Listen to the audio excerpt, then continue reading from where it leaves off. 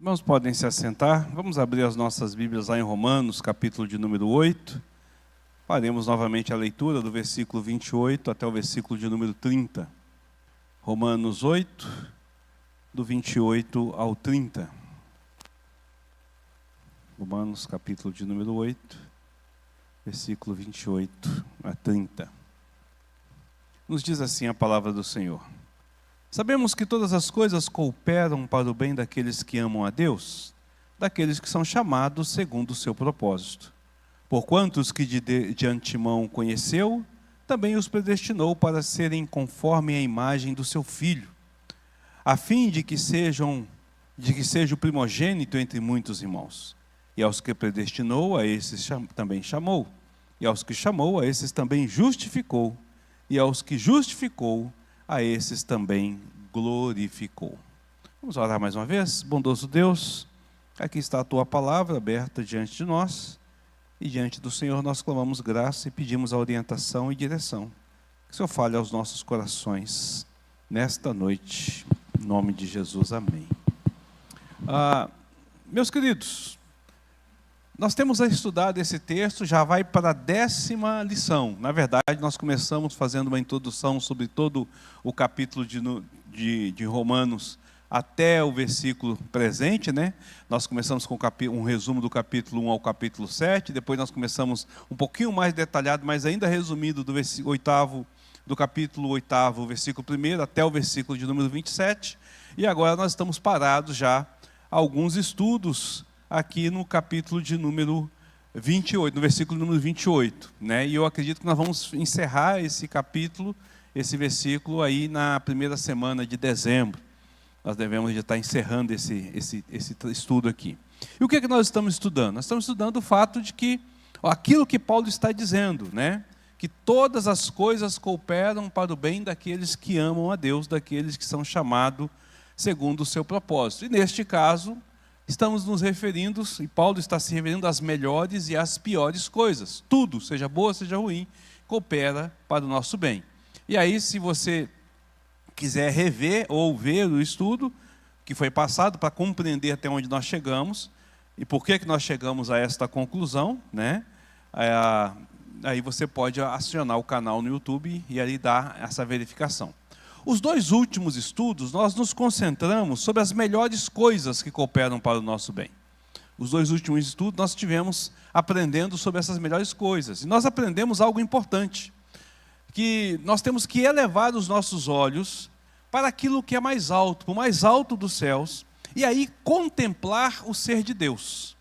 Porque a partir dele, nós podemos entender e ver as melhores coisas. Aliás, Ele é a melhor coisa que acontece sobre a vida daqueles que amam a Deus. Então, a partir dele, nós vamos seguir numa busca das melhores coisas, começando como Deus é a melhor coisa, depois vem a palavra dele, vem a oração, depois vem a igreja, o dia do Senhor, e excessivamente. Todas as coisas boas cooperam para o nosso bem.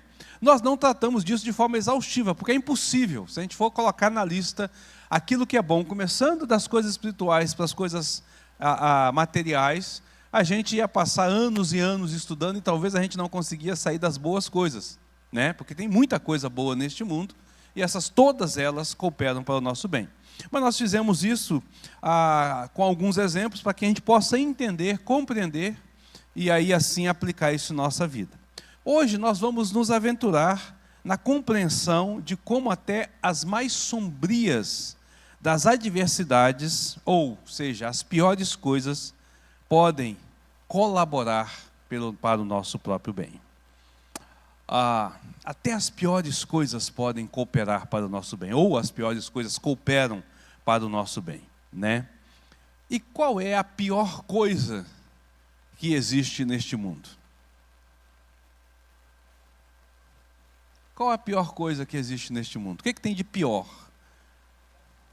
O pecado, a morte. E aí?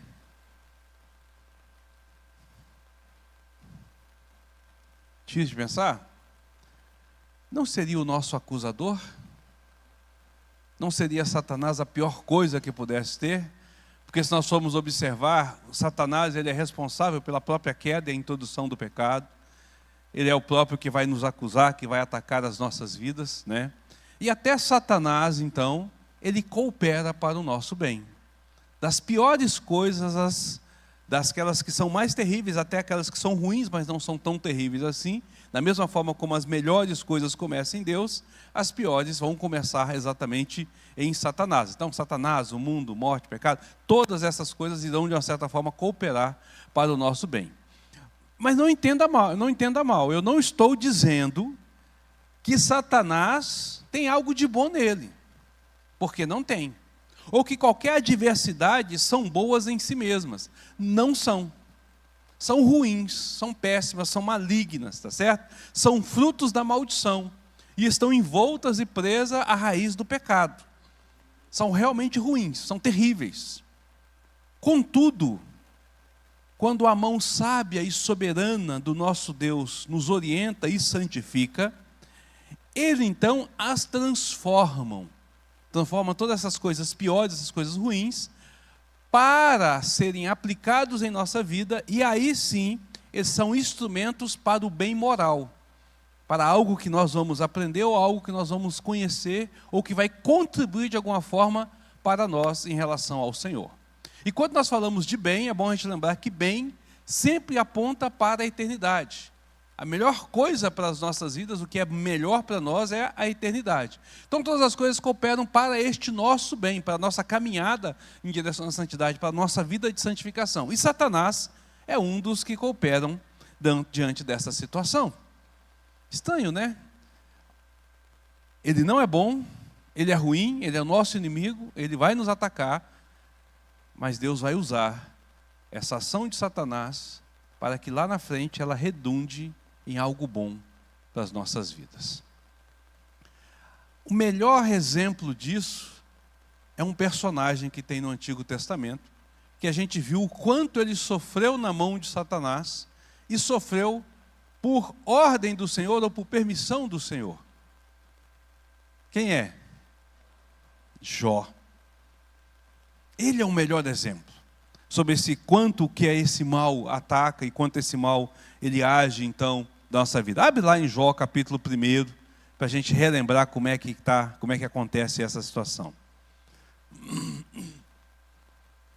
Jó começa a contar a história, né, do livro começa a contar a história do próprio Jó. Nós não sabemos quem é o autor do livro, não se diz quem é. Ele é o livro mais antigo da Bíblia, né, apesar dele estar aqui já na região no meio da Bíblia, mais ou menos para o meio do Antigo Testamento. Ele é um dos livros mais antigos que tem, ou é o mais antigo que tem.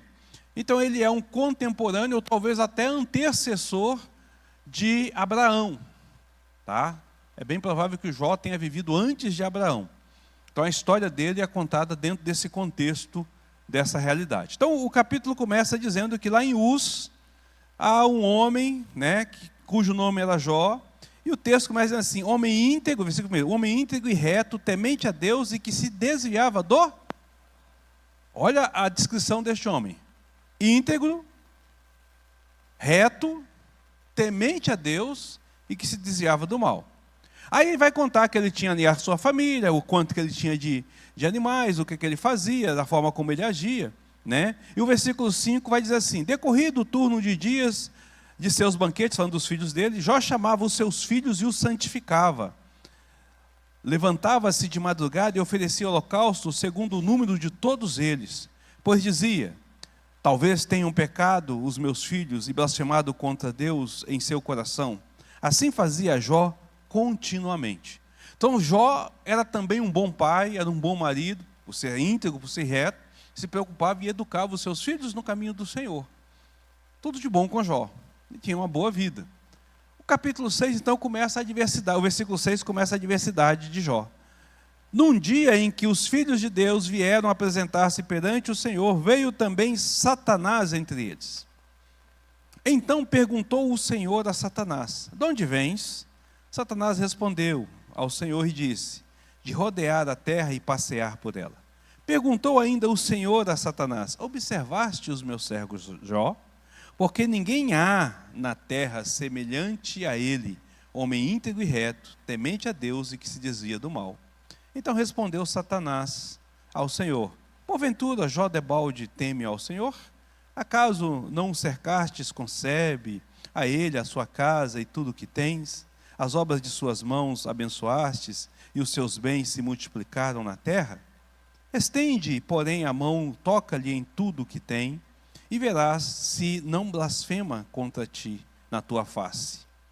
Disse o Senhor a Satanás: eis que tudo quanto ele tem está no teu poder. Somente contra ele não estendas as mãos. Satanás saiu da presença do Senhor. Aí começa o sofrimento de Jó. Perde toda a riqueza, perde todos os seus filhos, tudo no único dia. O texto nos diz que no mesmo dia só foi chegando notícia, só foi chegando notícia, só foi chegando notícia. Satanás agiu e destruiu com a vida de Jó. Destruiu com seus bens, destruiu com suas filhas, destruiu com seus filhos, destruiu com o seu casamento, né? Porque é uma tragédia muito grande. Satanás fez tudo isso. Mas isso, você vai perceber que Deus estava direcionando. E foi para o bem de Jó. Cooperou para o bem de Jó. Satanás volta novamente à presença de Jó, de Deus. E aí Deus novamente pergunta: viste meu servo Jó? Apesar de você ter me instigado contra ele, percebeu que ele não deixou de ser fiel a mim? Aí Satanás diz assim: é claro, ele tem saúde.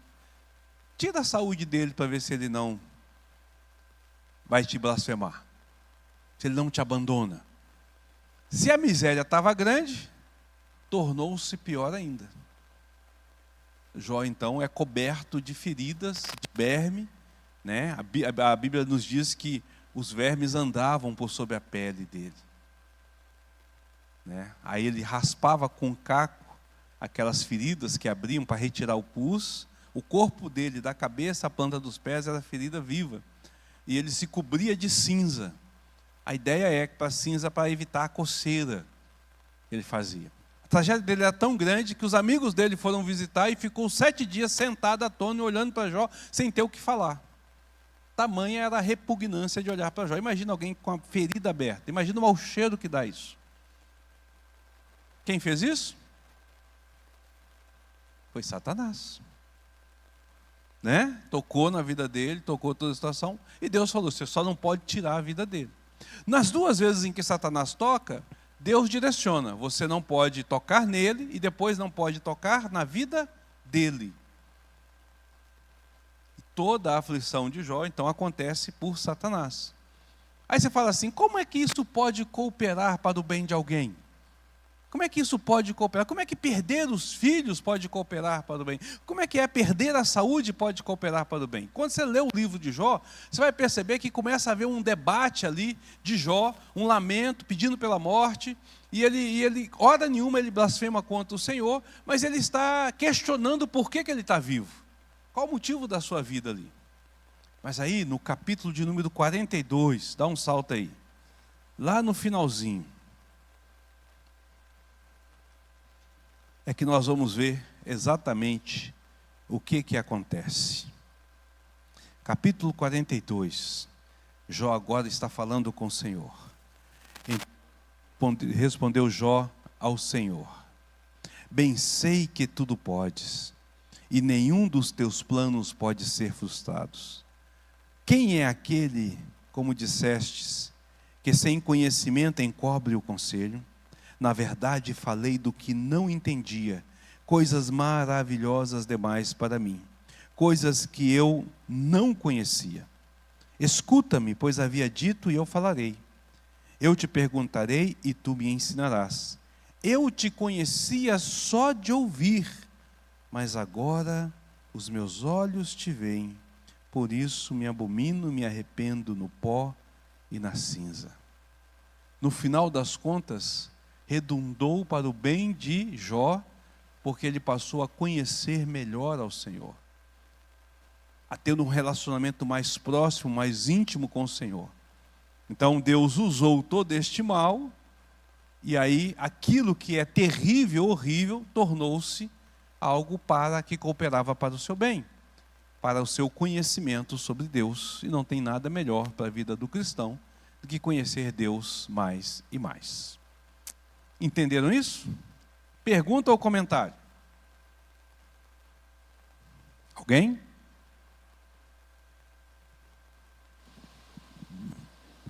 Mas você pode dizer assim: mas pastor, eu entendi isso, mas Satanás matou os filhos de Jó. Como é que isso pode cooperar para o bem de Jó? E para o bem dos filhos?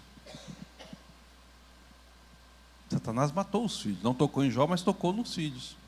Como é que pode cooperar para o bem dos filhos? Eu fiz questão de ler sobre a questão de Jó com os filhos, para que a gente pensasse o seguinte: os filhos de Jó são crentes.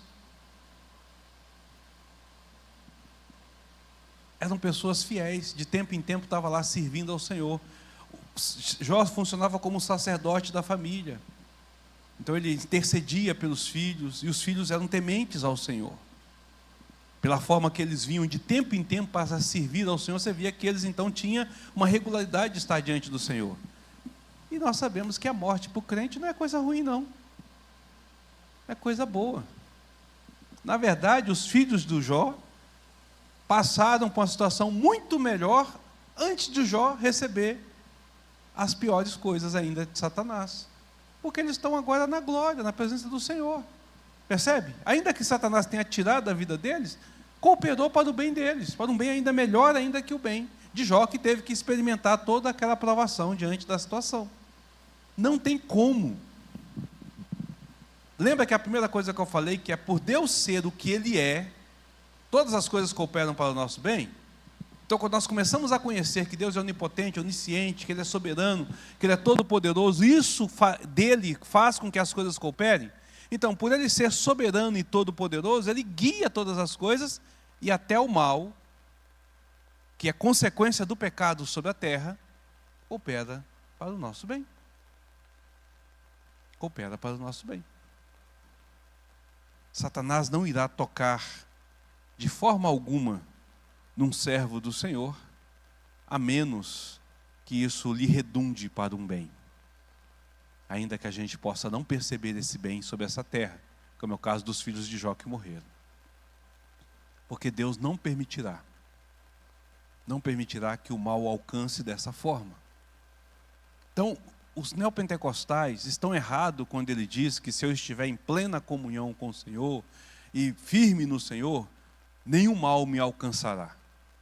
São completamente errados. Aqueles que vivem na teologia da prosperidade e dizem que se você se apresentar diante do Senhor, que Satanás vai bater retirada. Não, se Deus permitir que faça, Ele vai tocar sim. Mas Ele não fará isso, ainda que intentando mal, irá nos prejudicar. Porque Deus irá transformar isso para o nosso benefício. Ismael.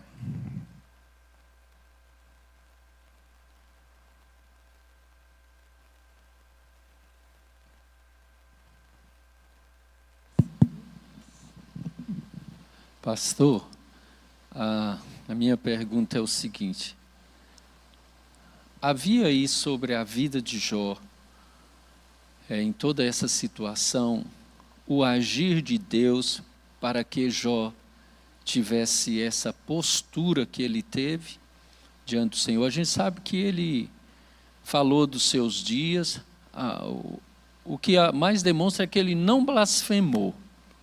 Aí a minha pergunta para o senhor é: havia o agir de Deus cuidando de Jó nesse sentido? Aí eu tenho mais uma pergunta, porque eu não lembrei se tiver aí. Jó, em algum momento, pediu para que Deus pudesse curar ele deste mal? São duas perguntas. Tá. A primeira pergunta é: sim, porque o Espírito Santo habita sobre a vida do crente e Ele é quem nos fortalece. Quando nós falamos sobre a questão de Deus ser o que Ele é, nós lembramos de alguns textos, como aquele texto que Paulo fala, em que ele, por ser fraco, naquele momento é que ele estaria forte, porque Deus é quem nos fortalece. Então, Ele nos fortalecendo, é Deus quem agia sobre a vida do Jó e fazia com que ele não viesse a blasfemar, não viesse a cometer suicídio, por exemplo, porque a situação dele era algo que hoje a pessoa cometeria um suicídio, né? Melhor morrer do que sofrer desse jeito. Mas Deus o impede dessa situação através do seu poder soberano. E Deus sabia que Jó não ia fazer isso. Porque quando Jó pergunta a Satanás, e Satanás instiga a Deus, você acha que Deus não sabia que Jó ia vencer lá no final? Ele é o soberano. A Bíblia diz que a palavra não chegou à boca e ele já sabe o que nós vamos falar. A história quem escreve é ele. Ele não é pego de surpresa. Não há uma disputa entre Jó e Satanás ali, não. Satanás achou que estava fazendo alguma coisa. Deus falou assim, você é bobinho demais, rapaz. Já está tudo no meu controle. Ele não vai fazer isso. Por isso que Deus permitiu que fosse até as consequências que foi. Porque Deus sabia até onde ia. Lembra que Paulo escreve dizendo que não sobrevirá tentação sobre nós, além das nossas forças? Jó foi testado até o limite das suas forças. Até o limite das suas forças. Ao ponto dele pedir a morte. Eu não lembro de nenhuma parte em que ele pede a cura. Não há nenhuma parte em que ele pede a cura. Eu quero ser curado. Não. Ele pede assim, eu queria não ter nascido, eu preferia que o Senhor já me levasse, para esse sofrimento terminar. Porque Jó tem uma outra certeza, de que mesmo ele morrendo, Deus estaria com ele, como Deus estava na direção de todas as coisas. Você vai ver que na maneira como Jó responde, ele questiona o motivo pelo qual ele está passando por isso, mas ele não questiona o fato de que Deus está com ele. Em hora nenhuma ele diz assim, Deus me abandonou. Não há nenhuma fala disso. Ele dizendo assim, por que eu nasci? Eu devia ter sido um aborto. Eu amaldiçoo o dia que eu nasci, tamanha a dor do meu sofrimento. E quando os servos vinham acusar dele, ele falava assim, diante de Deus eu estou limpo. Eu não me vejo nessa condição, eu não pequei contra o meu Senhor. E ele chega a dizer, o meu Redentor vive. Então você vai ver que Jó está ali seguro o tempo todo, e essa força não é natural de Jó. Nenhum de nós tem essa força natural. Isso é a ação de Deus sobre nossas vidas. Entende? Mas no final, o teste para Jó é para ele perceber que ele não conhecia Deus tanto quanto ele conhecia. E então ele conhece ao Senhor com todo o poder, graça e misericórdia. E ele tem uma melhor satisfação diante deste Deus. Amém? Pergunta ou comentário, mais alguém? A nossa irmã, depois o seu Luiz, aqui. Deixa só o microfone chegar, porque os irmãos que estão lá, eles podem ouvir. Nesse caso, ele aprendeu a ter um relacionamento mais profundo com Deus. Que ele mesmo fala que ele conhecia Deus de ouvir. Aí ele passou por essa dificuldade, então ele viu o agir de Deus. Sim. Então ele criou um relacionamento. Um relacionamento mais íntimo. Ele viu o quanto Deus é mais poderoso do que ele imaginava que era. Então ele aprofundou nesse conhecimento de Deus, né? Porque você vai ver que Deus faz um monte de pergunta para ele que ele não consegue responder, e é nessa hora que ele então chega a essa conclusão. Ele fala, eu não sei nada não. Eu estou questionando o Senhor, eu não tenho o direito de questionar. E agora eu aprendi o quão poderoso e grandioso é o Senhor. E é naquele momento então, que do aprendizado final é que Satanás já não vai mais mexer sobre ele. Obrigada. Presbítero Luiz. Pastor, eu entendi ali que ele conheceu a moeda dos dois lados. Porque até os amigos dele, que diz que vinha se aconselhar com ele, naquele momento abandonaram ele. E pegavam no pé dele, no julgamento dele, com o que ele tinha feito, que pecado tamanho era esse, tudo. Quer dizer, todo mundo da área dele abandonou ele. Mas ele sentiu que Deus não abandonou. Essa que é a minha alegria, que ele conheceu a moeda dos dois lados e sentiu que Deus, tanto na riqueza como na doença, ele estava presente. Amém. Não só presente, mas o fortalecendo, né, diante dessa situação. Irmãos, para a gente poder entender essa questão do bem e o mal que coopera para o nosso bem, vocês já viram o mecanismo de um relógio funcionando? Não esses digital, mas aqueles antigos mecanismos que tem. Você percebeu? Se você nunca viu, depois você entra na internet, você vai ver lá, pede lá para verificar. Mas assim, é interessante, porque você vai ver que há ali algumas engrenagens, e elas são meticulosamente coordenadas, são colocadas no local certo, no ponto certo, mas há engrenagens que rodam ao contrário do horário do relógio. Tem umas que estão rodando para um lado e as outras estão rodando para o outro lado. No entanto, é justamente o movimento dessas duas engrenagens é que faz com que o relógio funcione perfeitamente. O pêndulo e o balanço vai trabalhar para que ele possa funcionar de forma direta. Então, as dificuldades, né, que parecem obstruir o caminho do servo de Deus para com o Senhor, através da maravilhosa providência de Deus, irá fazer o contrário, irá contribuir para essa nossa caminhada com o Senhor. Entende? Então, ainda que os ataques venham, e se Satanás, que é o que é de figura pior neste mundo, ele próprio não pode agir contra nós como cristãos, o restante do mundo também não poderá agir, nenhuma outra situação poderá agir dessa forma, né? Então, da mesma forma como nós abordamos as coisas boas, nós vamos abordar aqui, não tem como abordar de forma exaustiva todas as coisas que cooperam para nós, coisas ruins, né? Mas nós vamos usar 4 exemplos de grandes males que estão sob a providência de Deus. Então nós falamos sobre Satanás, porque seria o que há de pior dos piores, mas nós vamos usar 4 outros males para a gente poder entender isso, e aí a partir daí nós podemos derivar, assim como nós aprendemos das coisas boas, derivar para a nossa vida e perceber que de fato 100% de tudo o que acontece sobre a vida do crente coopera para o seu bem. Lembrando que quando nós falamos de bem, não falamos sobre essa terra. Esquece essa terra. Essa terra é má. Essa terra está envolta em pecado. Essa terra será destruída. O melhor é o reino celestial. Então coopera para o nosso melhor. E é isso que diferencia o nosso posicionamento do pessoal dos neopentecostais, né? Do pessoal que tem aquela visão de que nesse mundo vai ser coisa, vai reinar, vai ter aquilo. Esse mundo esquece.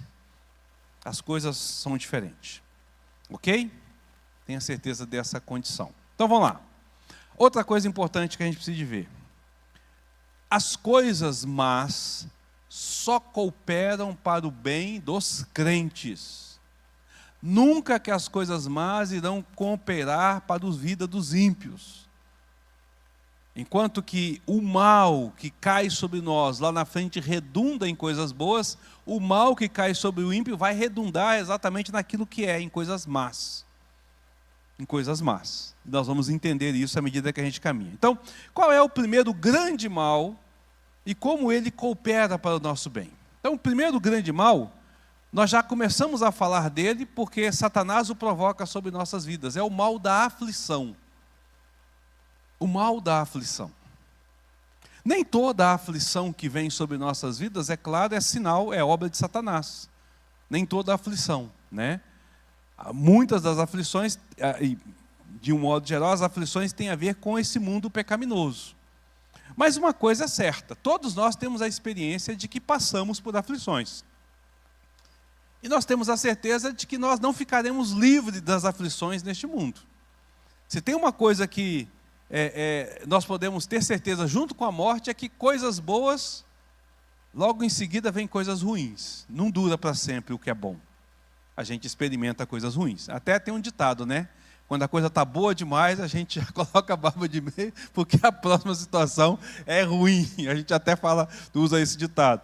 Porque é uma realidade, tá certo? Nós percebemos isso. Contudo, na vida do cristão, esse mal das aflições, eles vão contribuir para o bem.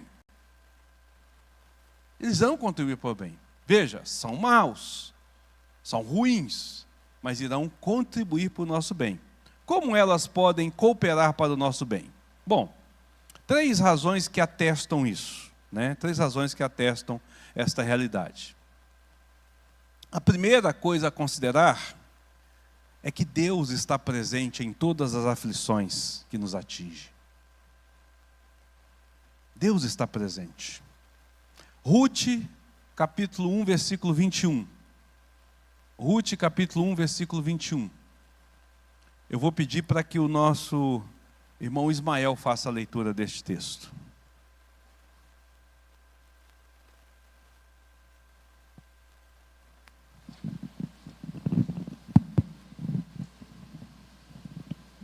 Né? 1:21. 1:21. Ditosa eu parti, porém o Senhor me fez voltar pobre, porque, pois, me chamareis Noemi, visto que o Senhor se manifestou contra mim e o Todo-Poderoso me tem afligido. Olha a percepção de Noemi. Vocês conhecem a história de Noemi? Ela era de Belém, houve um período de fome, de seca lá, todo mundo estava passando dificuldade, ela pega, o seu esposo pega ela, pega os seus 2 filhos, e eles vão então para a terra de Moabe. Lá para tentar a vida, para melhorar a situação, porque estava crítico a situação ali em Belém.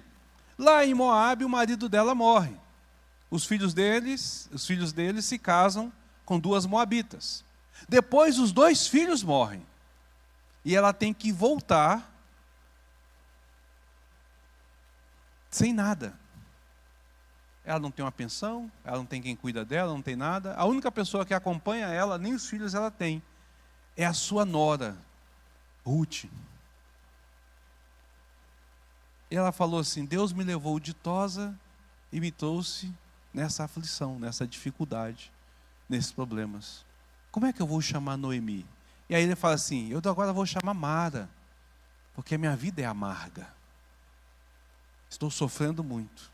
Estou passando por uma grande dificuldade. Mas ela vai dizer que Deus esteve com ela esse tempo todo. E a partir daí você vai perceber Deus também guiando até que toda a aflição sai. Toda a aflição sai. Deus está presente ali. Jó também dá essa mesma direção, irmãos.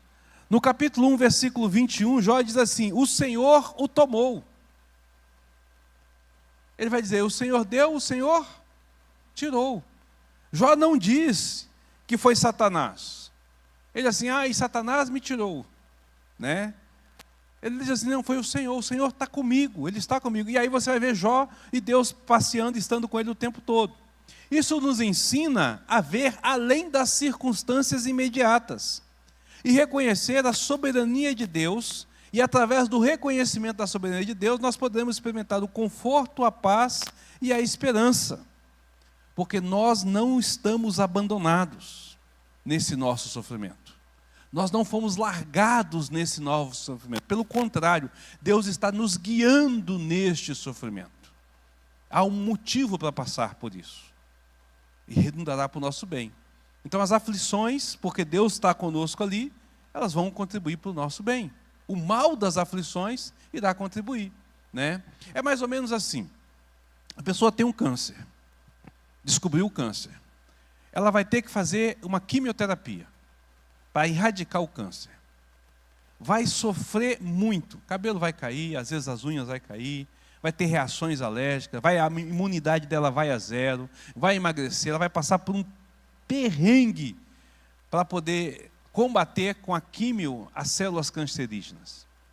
Muitas outras coisas vão se desenvolver de ruim naquele período, para que ela saia curada de lá. Então Deus irá usar isso para o nosso bem. Ele irá usar isso de muitas formas. Nós vamos entender como que essas aflições elas vão cooperar para nós nesse contexto. Deus está guiando, entende? Está nos guiando nessa situação. Então as aflições não é um problema para nossas vidas, no sentido de que ela vai nos levar ao desespero. Ela é um problema no sentido de que nós sofremos realmente. Entenderam isso? Segundo, a segunda consideração é que as aflições, embora dolorosas, elas têm um papel importante para o nosso crescimento espiritual, fortalecimento e fé. Seja ela qual for. Por que as aflições vêm sobre nossa vida? Há 3 motivos de nós sermos afligidos. O primeiro é o ataque direto de Satanás. O segundo é a consequência desse mundo pecaminoso. O terceiro são as consequências dos nossos atos pecaminosos. Nós podemos provocar aflições em nós, nós podemos receber ataques de aflições pelo inimigo, e nós podemos ser vítimas do mundo e sofrer aflições. São as três formas que a gente vai receber a aflição. Que nós vamos enfrentar o mal das aflições. E aí o que acontece? Todas essas três formas, elas são importantes para o nosso crescimento espiritual, para o nosso fortalecimento na fé. E Deus vai usar conforme Ele direciona em relação ao tipo de ataque que Ele permite que nós sofremos. Se é Satanás, Ele vai trazer isso com limitação. Se é vítima do mundo, Ele vai trazer isso com limitação. E se são os nossos pecados, Ele conduzirá isso também com a limitação para o nosso próprio bem. Tá certo? Jeremias 24, versículo 5. Eu vou pedir para a Vanessa fazer essa leitura. Jeremias 24, versículo de número 5.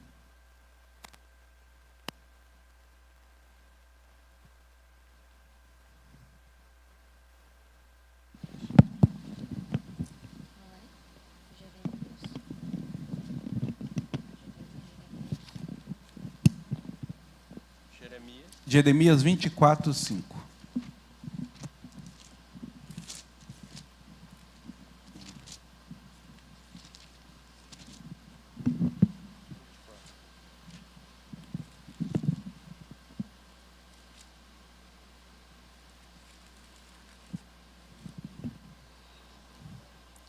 Assim diz o Senhor, o Deus de Israel, de modo porque veio estes bons figos, assim favorecerei os exilados de Judá, que eu enviei desde o lugar para a terra dos caldeus.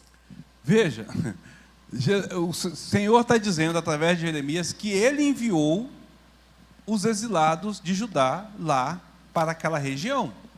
E assim, e ele é interessante que assim, de modo porque vejo estes bons figos, favorecerei os exilados. Deus fala que o cativeiro da Babilônia foi para o bem deles. Mas quando você lê Lamentações de Jeremias, você vai ver a dor, e só de imaginar que há uma guerra, o quão terrível isso é. E quando você vê os outros falando, ele vai dizer assim, uns foram para a espada, outros foram para as feras, e outros morreram pela ação daqueles que Deus trabalhou. Mas aqueles que saíram no cativeiro tiveram como espólio, como resgate, como prêmio, a sua própria vida. Ele chega a dizer isso com o rei. Quando o rei vai conversar com ele, lá em Jeremias, ele fala assim, o rei chama ele e pergunta, Jeremias, o que eu devo de fazer? Se entrega, rei, porque você vai sair com a sua vida. Mas se você não se entregar, vai morrer você, vai morrer a sua esposa, vai morrer os seus filhos, vai morrer seus generais, vai morrer os filhos deles, vai morrer vai morrer todo o palácio. Você só vai sair com a sua vida, é a única coisa que você tem para sair. E Deus diz, isso é para o seu bem. Por que Deus diz isso? Porque eles estão sendo levados para o cativeiro por conta do pecado deles. Deus está corrigindo a eles. Deus está trazendo sobre eles a disciplina que vai tanto puni-los como vai restaurá-los à presença do Senhor. Percebe? Então o pecado traz a sua consequência e essa consequência Deus vai usar para nos disciplinar e nos trazer a sua presença. Salmo 119, versículo 71. Vou pedir para o Romualdo fazer essa leitura. Salmo 119, versículo 71.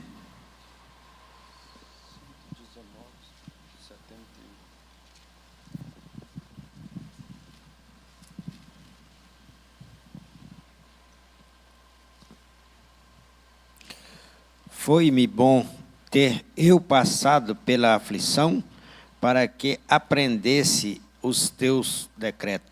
Olha o que o salmista está dizendo. Foi bom eu ter passado, porque por ter passado por essas aflições, porque aí eu aprendi os seus decretos. Tem um monte de versículos, irmãos. Estou citando esses dois só para a gente poder entender isso, que a aflição vai cooperar. Se é um ataque de Satanás, vai cooperar. Se é uma circunstância do mundo, vai cooperar. Se é uma consequência do meu pecado, vai cooperar para o meu bem.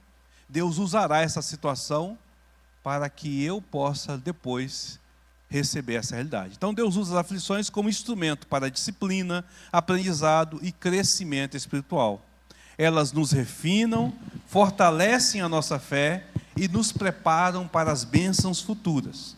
Então, embora seja difícil ver o bem no meio da dor, se você está passando, você não vai conseguir enxergar isso aí, podemos confiar que Deus usa essa experiência para moldar nosso caráter e nos aproximar dele.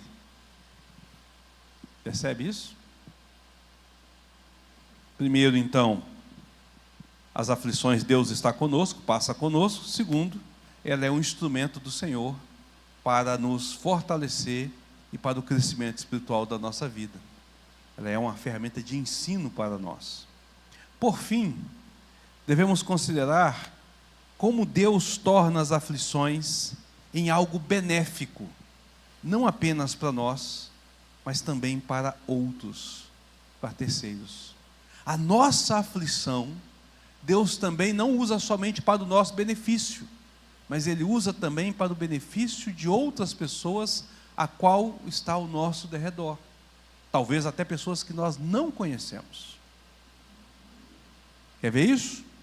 Gênesis, capítulo de número 50, versículo de número 20. Vou pedir para Agdes fazer essa leitura. Gênesis 50, versículo de número 20.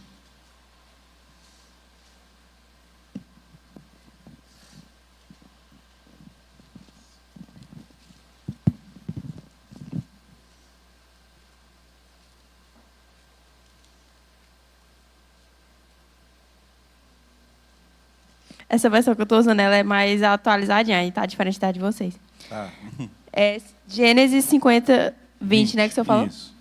É verdade que vocês planejaram aquela maldade contra mim, mas Deus mudou o mal em bem para fazer o que hoje estamos vendo, isto é, salvar a vida de muita gente. Não tenham medo, eu cuidarei de vocês e dos seus filhos. Assim como ele os acalmou com palavras carinhosas que tocaram o coração deles. Ficou até melhor aí na versão.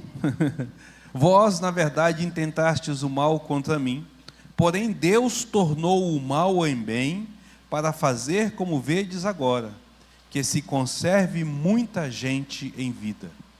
Palavras de José. As aflições de José foram consequências não do pecado de José, e não foram consequências do ataque direto de Satanás, mas foram consequências deste mundo caído, da inveja dos irmãos que o venderam, do assédio da esposa de Potifar, que o condenou à prisão, do esquecimento do padeiro que o manteve lá durante um período, mas no final, por conta de José, o mundo antigo foi salvo. Não foi só José que foi beneficiado, saindo de lá, se tornando primeiro-ministro do Egito, ainda que continuasse como escravo, né? Tendo casado, tendo filhos, revendo o seu pai, tendo a oportunidade de fechar os olhos do seu pai. Tudo isso aí ele teve depois dessa situação, né? Mas a vida do povo de Deus e daquele mundo lá foi preservado por conta de José no Egito. Se José não tivesse ido para o Egito, não seria ele esse instrumento de Deus. Agora deixa eu te fazer uma pergunta. Por que Deus usou José lá no Egito? Para beneficiar quem? Deus estava preocupado com quem? Com o povo egípcio? Estava preocupado com a descendência de Jacó, porque é o povo da aliança.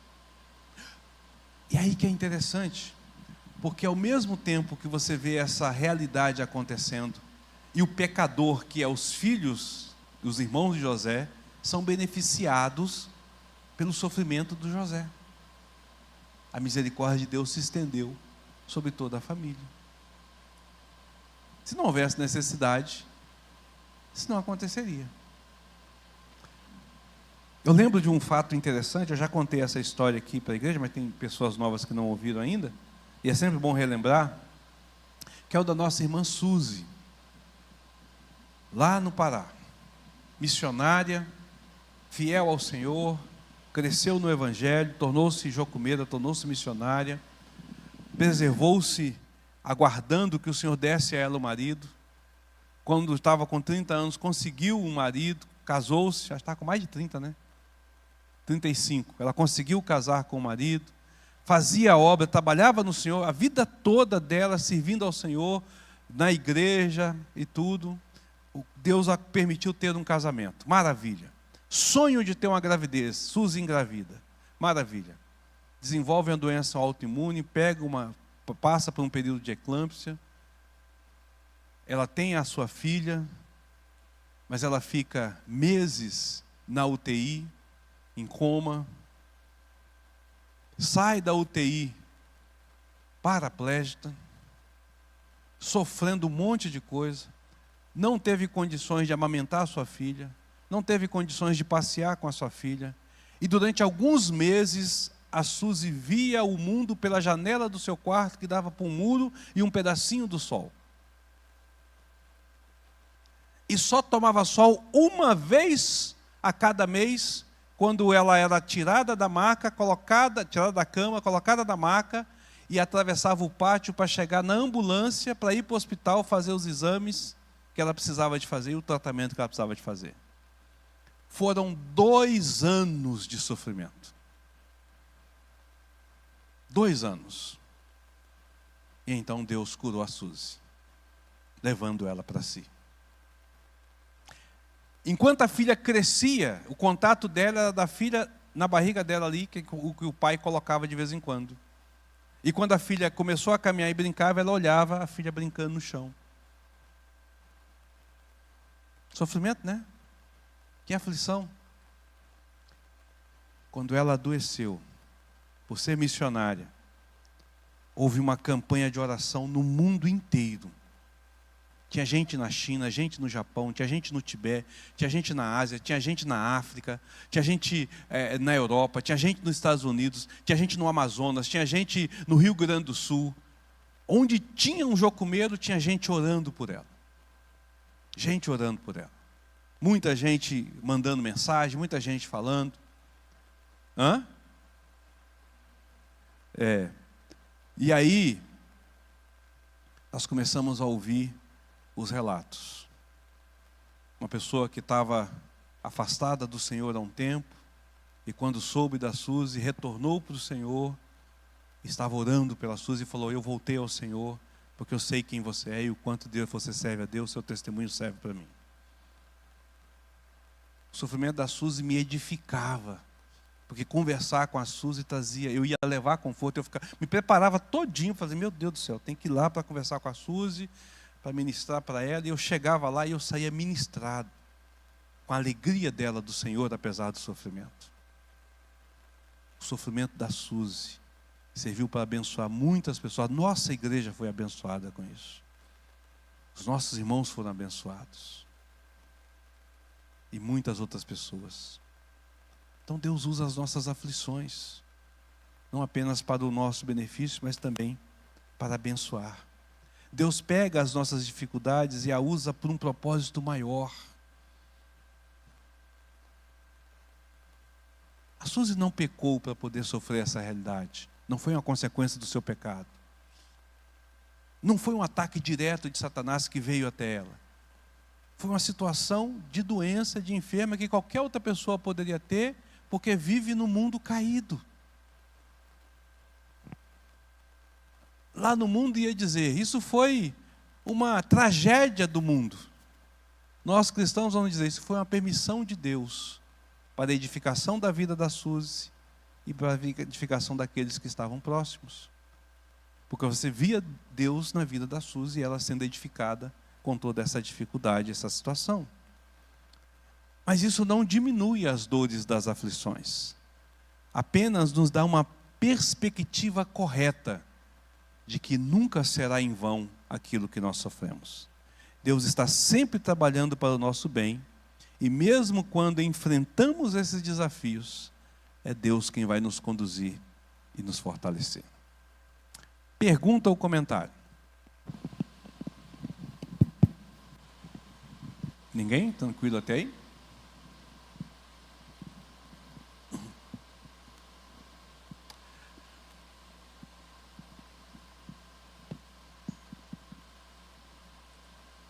Deus não nos chama para ser masoquista, viu, irmãos? Tem muito crente aí achando que por conta do sofrimento da dor, ele tem que estar com um sorriso o tempo todo, e ele tem que estar dizendo glória a Deus o tempo todo, e feliz o tempo todo, sentindo dor. Ninguém foi chamado para sofrer e viver dessa forma. Não é isso que Deus espera da gente. Deus espera que a gente entenda o sofrimento e sofra, a gente vai sofrer mesmo, compreendendo que há algo melhor em relação a isso. Tá? Quando Paulo diz, em tudo dai graças, a gente precisa de entender que agradecer a Deus é diferente de viver feliz com a situação. Quando Paulo diz que nós devemos estar contente em toda e qualquer situação, lembra que nós estamos estudando no domingo. Contente é satisfeito, é pleno, é pronto para estar com o Senhor. Não é aquela coisa de tipo assim, está tudo bem. Não.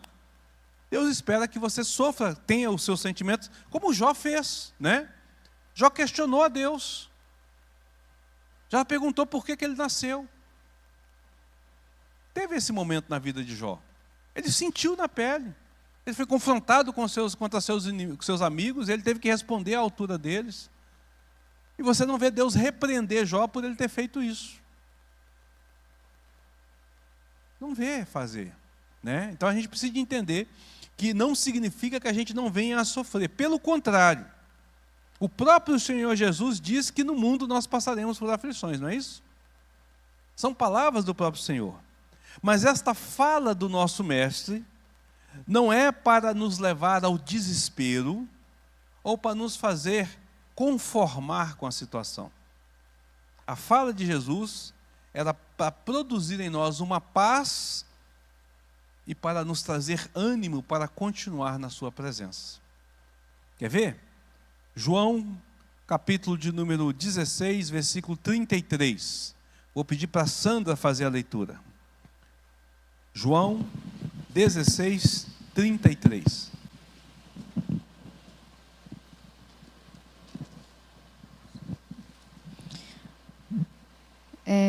Pastor, vou só falar antes aqui que eu estava aqui pensando, né? Uhum.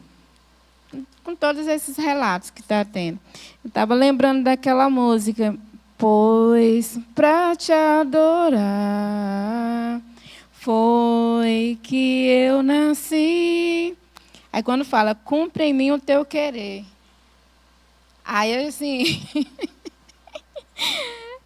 quando a gente fala, cumpre em mim o teu querer, que vem esses relatos aí, oh, meu Deus, a gente canta e às vezes, será que nesse momento aí a gente está cantando e falando, cumpra, Senhor, o teu querer, ou está falando, afasta, Senhor, esse teu querer.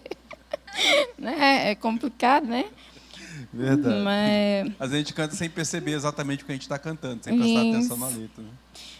Né? João 16, 33, não é isso? Isso. Deixa eu ver se eu consigo ver aqui. Tirar o 33 da minha Bíblia? 33, 33. Tá. Estas coisas vos tenho dito para que tenhais paz em mim. No mundo passais por aflições, mas tende bom ânimo. Eu venci o mundo. Olha o que Jesus está dizendo. Essas coisas eu tenho dito para que tenhais, não a paz do mundo, não qualquer paz, não paz interior, não paz vinda da minha meditação, mas paz nele, paz em mim. E aí ele diz, no mundo passareis por aflições, mas tende bom ânimo, porque eu venci. Ele não vai nos livrar da aflição, mas vai nos livrar na aflição. Entende? Ele vai fazer com que a gente consiga passar, porque a paz dele estará em nós. Então nós devemos de ter ânimo diante das dificuldades, porque o mesmo que venceu é o que irá nos conduzir neste vencimento. É assim que nós lidamos com as aflições, irmãos. Não é negando as aflições, não é dizendo assim, eu não quero, eu não recebo, igual muita, eu rejeito essas coisas, eu determino que isso não tenha na minha vida, né? Não vai resolver. Não, eu estou passando por isso. Senhor, me dê força para passar. Me ajude a lidar com essa situação. Eu sei que o Senhor já venceu isso por mim. Então agora é caminhar até o tempo final, seja ele qual for. Eu sei que o Senhor será glorificado nisso. Mesma fala de Paulo, né? Não sei se na vida ou na morte, mas o Senhor será glorificado por isso. Porque assim como ele venceu, nós vencemos. Mas nós temos que ser realistas. Lidando com a realidade, a gente glorifica o Senhor. Não é de outra forma. É lidando com a realidade. Portanto, o mal da aflição coopera para o nosso bem, porque assim Deus determinou, porque Ele é soberano e Senhor sobre todas as coisas. Vamos para um outro texto para a gente perceber isso ainda melhor ainda. 1 Pedro, capítulo de número 1, versículo de número 3 a 6. 1 Pedro, capítulo 1, versículo de número 3 ao versículo de número 6. Esqueci o seu nome. Pedi o Diego para fazer essa leitura para a gente. 1 Pedro, capítulo 1, do versículo 3 ao versículo 6. Bendito seja o Deus e Pai de nosso Senhor Jesus Cristo, conforme a sua grande misericórdia.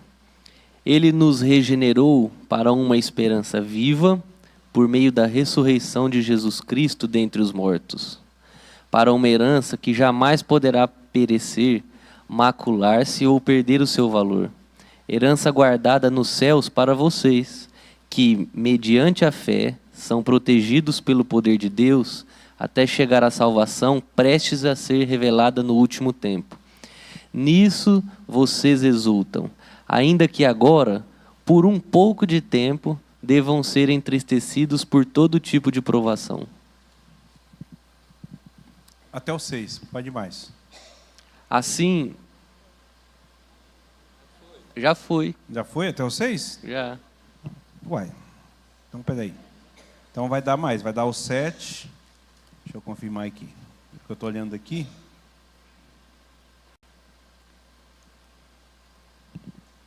Deixa eu ler aqui que vai ficar mais fácil, né? Se necessários, sejais contristados por várias provações, para que, uma vez confirmado o valor da vossa fé, muito mais preciosa do que ouro perecível, mais apurado por fogo, rendude em louvor, glória e honra na revelação de Jesus Cristo. Observe 3 coisas neste texto aqui. Paulo começa a dizer aqui, Pedro começa a dizer aqui, que nós recebemos uma herança, que foi manifestada sobre nós, isso por Cristo, pela obra de Cristo sobre nossas vidas, né? Então ele fala essa realidade aqui sobre nossas vidas, e ele diz aqui que nós devemos exultar, ou seja, devemos nos alegrar por tudo aquilo que Deus tem feito, né? A ressurreição de Jesus Cristo dentre os mortos para uma herança incorruptível, sem mácula, imacessível, reservada nos céus para vós outros que sois guardados pelo poder de Deus mediante a fé para a salvação preparada para revelar-se no último tempo. Nisso exultais. A nossa alegria está naquilo que Deus está cumprindo em nossa vida e aquilo que Ele irá cumprir em nossa vida. Percebe? A nossa exultação está no fato de que está reservado para nós essa bênção do lar celestial.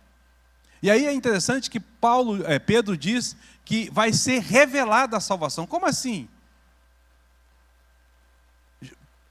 Paulo não diz que nós já somos salvos? Nós lemos lá aqui que diz que nós já estamos até glorificados. Jesus não disse que aquele que crê nele tem a salvação, ou seja, a salvação é presente? Como assim Pedro está dizendo agora que a salvação ainda vai ser revelada? Porque nós vemos essa tensão do já e ainda não. Nós já somos salvos, mas ainda não fomos transformados. Nós estamos livres do pecado, mas nós ainda estamos sujeitos às consequências do pecado. Não é isso? Só quando Jesus voltar é que a salvação se revelará por completo, onde nós estamos livres de tudo. Então ele está apontando para a glória. E quando ele aponta para a glória, ele diz assim, é nisso, nessa glória que vocês devem exultar. Embora, agora, no presente tempo, por um breve tempo, se necessário, sejais contristado por várias provações, para que uma vez confirmada o valor da vossa fé, ele vai dizer que é muito mais preciosa do que ouro, mesmo apurado por fogo, redunde em louvor, glória e honra na revelação de Jesus Cristo. Quando nós olhamos para a nossa vida e as aflições que vêm, você vai perceber que quando é necessário, nós passaremos por ela. Nenhuma aflição sobre nossa vida é desnecessária. E ela é necessária para o nosso bem. Teve câncer? Você precisa de passar pelo câncer. Deus entende que você precisa. E é para o seu bem. Perdeu um ente querido? Deus está no controle disso aí e é para o seu bem. Perdeu o emprego? Está tendo uma luta com alguma... Entendeu? Deus vai estar, tudo está sob o controle dele. Por isso que todas as coisas cooperam. Por isso que essas aflições, o mal das aflições, não podem ter algo de ruim na aplicação da nossa vida. Nós sofremos a ruindade, nós sentimos a dor, nós sentimos as dificuldades, mas o final dela, para nós, redunda em bom, em coisas boas, naquilo que é bom, naquilo que é para o nosso bem. Essa que é a situação. É assim que nós devemos de encarar a vida das aflições e as dificuldades. Pergunta ou comentário? Alguém?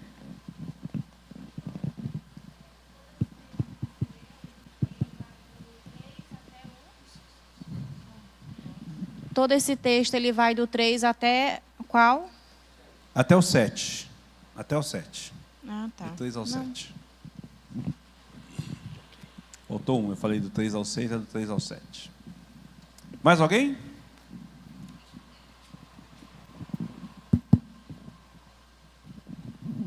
Pastor, eu acho assim, a gente tem que orar muito pedindo ao Senhor essa paz em Deus, no nosso coração, porque a nossa tendência é pedir que o Senhor tire aquela dor, aquele sofrimento, nos livre, né?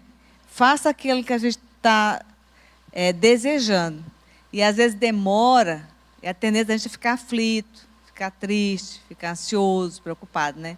Então, essa paz em Deus, no nosso coração, tem que estar buscando constantemente, porque a tendência da gente é pedir que o Senhor nos livre, né? Que tire aquilo lá, aquela dor. E não está errado a gente pedir, né? A gente não quer sofrer, não quer lidar. O próprio Senhor Jesus faz isso, né? Senhor, se possível de mim, passa esse cálice. A diferença da nossa oração para Jesus é o final. Contudo seja feita a sua vontade. A gente nunca fala isso, contudo seja... Não pelo menos de coração, sabendo que vai passar por essa dificuldade. E aí é que está a questão. Então eu preciso... Aí vem uma outra questão, né? Eu preciso de entender como eu estou e a forma como eu estou lidando com isso, para que eu possa fazer a oração da forma mais sincera. Uma das ferramentas da aflição é ser uma pregação para a nossa vida. Nós podemos falar de pecado, mas nós só sabemos o amargo gosto do pecado quando nós sentimos na pele a ação do pecado neste mundo.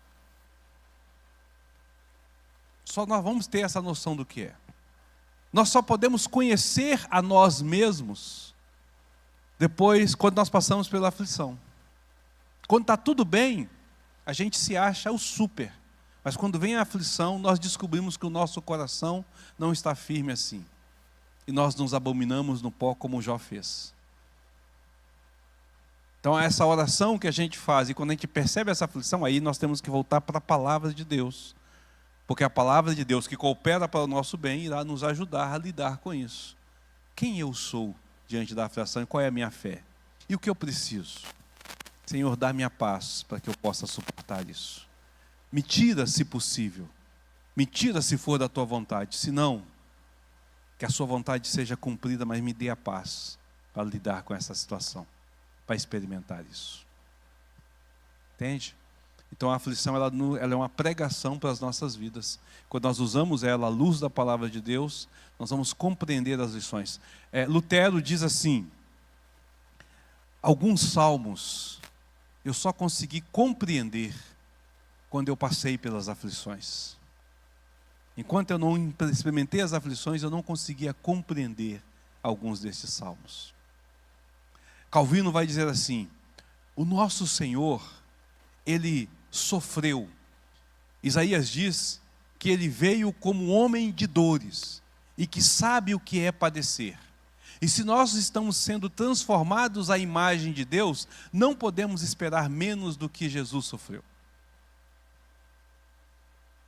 Não podemos esperar que não seremos transformados à sua imagem sem passar pelo sofrimento. Então as aflições são importantes para nos moldar à imagem de Deus. Entende?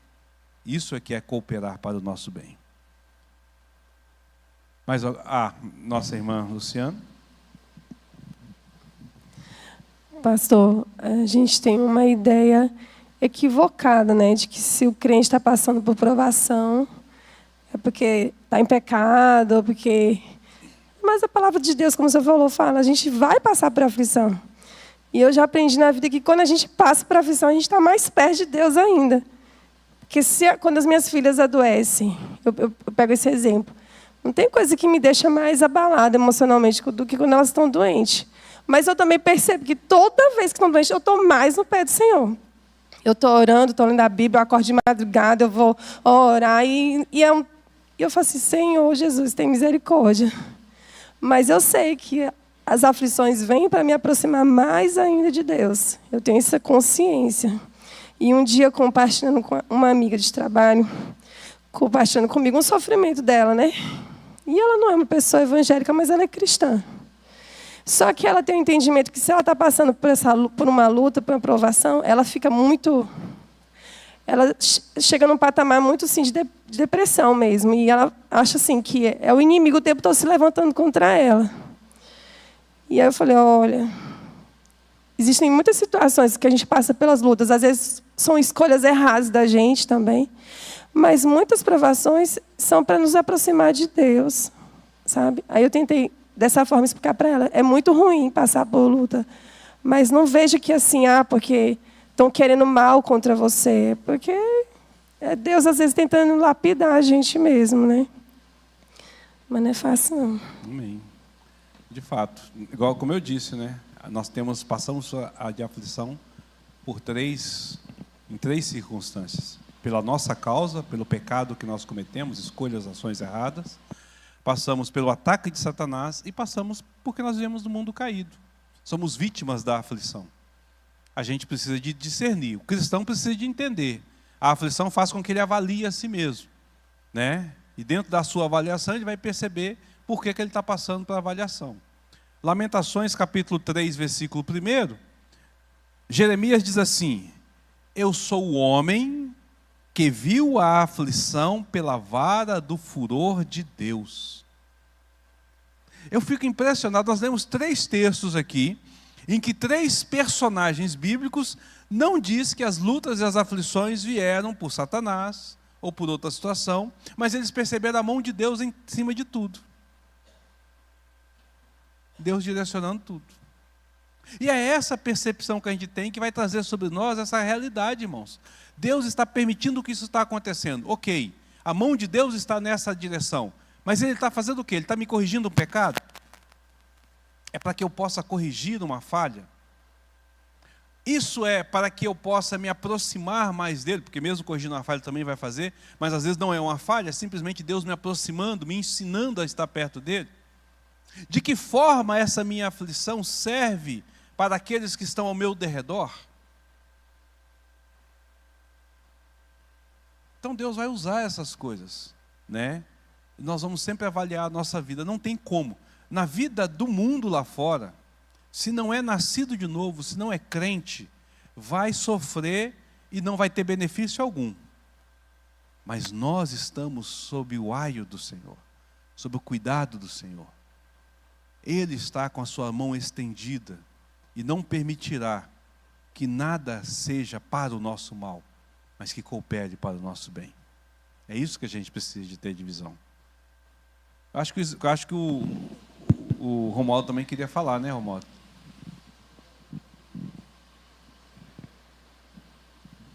Pode falar, menina. No caso, toda situação, todas que a gente passa, às vezes a gente vê que é uma ação do inimigo, né? Mas, por ser... é permissão de Deus. No caso, eu posso colocar isso na minha cabeça e no meu coração, que é permissão de Deus.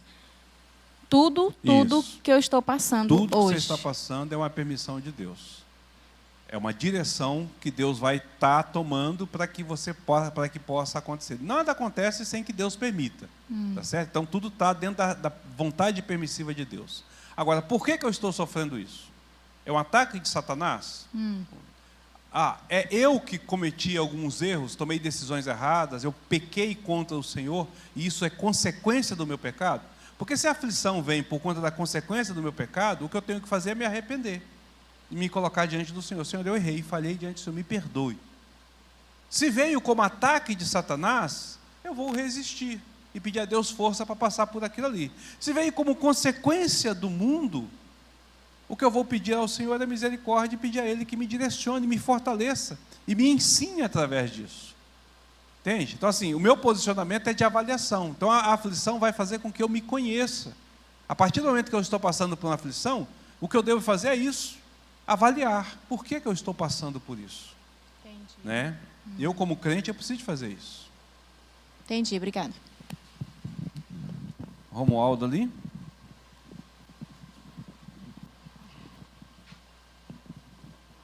É porque a palavra de Deus, ela nos garante que Deus não nos trata segundo as nossas iniquidades, né? Eu estava até procurando o texto aqui, mas não achei. Eu li ele esses 2 dias e marquei, que justamente era para comentar ele aqui, né? Ele não nos trata segundo as nossas falhas, nossas iniquidades. Sim. Se ele nos tratasse segundo a nossa iniquidade, a gente estava todo mundo no inferno, né? Estávamos perdidos, não tinha jeito, né? Ele vai tratar segundo a sua graça e sua misericórdia. Jesus pagou para nós. É aquilo que a gente falou quando nós começamos a estudar esse texto. Lembra que a gente falou sobre isso, né? O preço foi pago, a nossa dívida foi paga, e nós estamos livres da condenação do pecado. Por isso, Ele não vai nos tratar segundo a nossa iniquidade, mas Ele vai nos tratar como Deus amoroso para a correção. Tem aquele texto que o próprio Senhor diz, né? Porque Ele nos ama, então Ele nos disciplina. Meus 12, você está lendo aí, né? Então, Ele nos disciplina, nos trata como filhos, exatamente. Lê o texto aí, Dalene, para... Que aqui ele vai justamente chamar a atenção em relação à provação e meio ao pecado, a luta que a gente tem contra o pecado, né? Ora, na vossa luta contra o pecado, ainda não tendes resistido até ao sangue, e estáis esquecido da exortação que, como a filhos, discorre convosco. Filho meu, não menospreze a correção que vem do Senhor, nem desmaieis quando por ele és reprovado. Porque o Senhor corrige a quem ama e açoita a todo filho a quem recebe. É para a disciplina que perseverais. Deus vos trata como filhos. Pois que filho há que o pai não corrige? Mas se estáis sem correção, de que todos se têm tornado participantes. Logo, sois bastardos e não filhos. Estão falando sobre como Deus lida conosco no pecado, né? Vai ter a vara, vai estar tratando, mas Ele vai tratando como um filho, para a correção.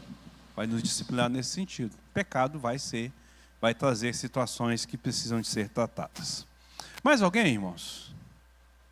A Agnes ali.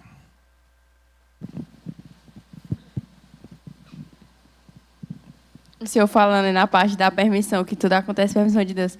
Aí eu lembro que quando eu era pequena, eu ouvia muito meu avô, sempre foi presbítero, né? Minha avó é missionária, aí eu sempre ouvia eles falando que... Pregavam, né? Eles falavam que tudo acontecia pela permissão de Deus, que nenhuma folha da árvore caía sem a permissão de Deus. Aí eu, pequenininha, eu pensava assim, até tipo quando o clima, assim, falava... Que vez que estava muito calor, eu falava, não, se está calor assim é porque Deus quer que esteja assim, algum propósito Deus tem, não sei porquê, mas está assim. Aí chovendo, aí também, aí, por exemplo, meu pai me colocava em alguma escola que eu não gostava, me trocava, aí eu pensava assim, não, tem algum propósito Deus tem aqui, se minha avó diz que é tudo permissão de Deus, algum tem. Aí até hoje, assim, de vez em quando, tem algumas, eu tô tipo assim, sem fazer nada, aí pensando assim demais, algumas situações da minha vida eu lembro, há muitos anos atrás, eu falo assim, nossa, realmente foi melhor ter sido assim, foi permissão de Deus, porque aí eu penso assim, nossa, se tivesse acontecido isso, não teria acontecido aquilo. Então, tipo assim, é isso aí que o senhor falou, que tudo acontece com permissão de Deus. E eu lembro assim que eu, desde pequenininha, sempre pensava dessa forma, assim, nessa questão, tipo, até do calor, do frio, de tudo, eu sempre tive esse pensamento. Aí quando a gente cresce, a gente, assim, aparecendo mais dificuldades, né? A gente vai vendo que é mais difícil, assim, aceitar. Mas é isso. É igual o senhor falou mesmo. Amém. Verdade. Irmãos, nós vamos encerrar por aqui.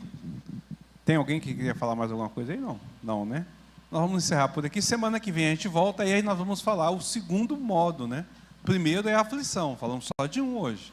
Aí semana que vem nós vamos falar sobre o segundo modo, para a gente poder entender como que as coisas ruins, como que as piores coisas cooperam para o nosso bem. Nós vimos que Satanás coopera porque ele está debaixo do cuidado do Senhor, não faz nada sem a ação de Deus, Deus muda todas as situações.